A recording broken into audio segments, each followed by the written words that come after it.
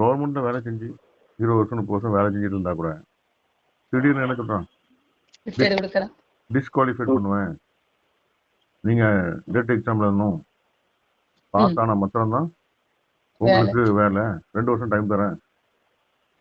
ஒரு படிக்கிற காலத்துல படிச்சு எழுதுறது வேற, இப்போ ஒரு நிம்மதியாக இருக்க விட மாட்டான். இப்போ அந்த ரிவர்ஸ்ல போய் படிக்கிறது, எக்ஸாம் எழுதுறது, அதை நினைத்து கலங்குறது எவ்வளவு பெரிய பாடு.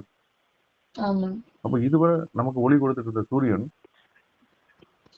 இனி என்ன நடக்குது, ஒளி கொடுக்க வெளிச்சமாயிராமல். சந்திரன் வெளிச்சம் கொடுக்காம, கர்த்தரே நமக்கு நித்திய வெளிச்சமாகும், உன் தேவனே உனக்கு மகிமையுமா இருப்பார். நம்முடைய நம்பிக்கை என்கிட்ட நிறைய ஷேர் மார்க்கெட்ல இருக்கு, திடீர்னு கீழே விழுந்து கிடக்குது, திடீர்னு மேல போகுது, அங்க இருந்து இங்க ஓடி, இங்க இருந்து அங்க ஓடி.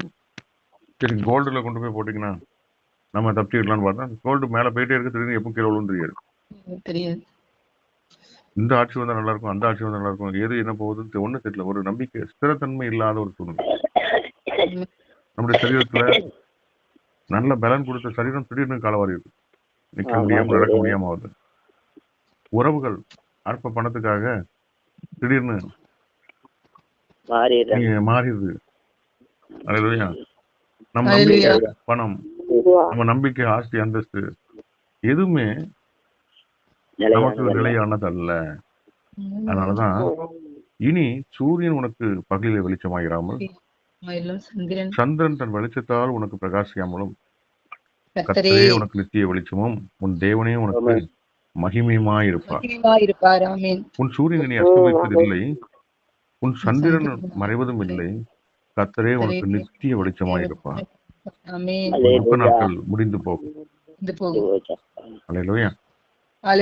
இன்றைக்கு கிடைக்கிற இந்த வார்த்தைகள், தேவனுடைய வசனங்கள் இலவசமா கிடைக்குது. எங்க போனாலும் யூடியூப் கிடைக்குது, வசனங்கள் கிடைக்குது, யாருனாலும் பிரசங்கம் பண்றாங்க.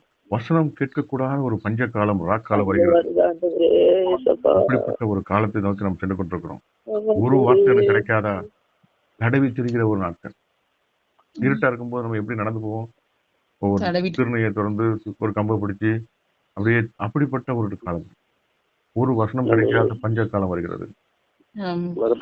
அப்போ அந்த காலத்துக்கு நாம் தப்பித்துக்கொள்ள என்ன பண்ணணும்? இந்த வெளிச்சத்தின் நாட்கள்ல, இந்த கிருபை நாட்கள்ல நம்மளால எவ்வளவு முடியுமோ அவ்வளவு வசனங்களை இதயத்துல போட்டுட்டோம்னா அது வழி தெரியா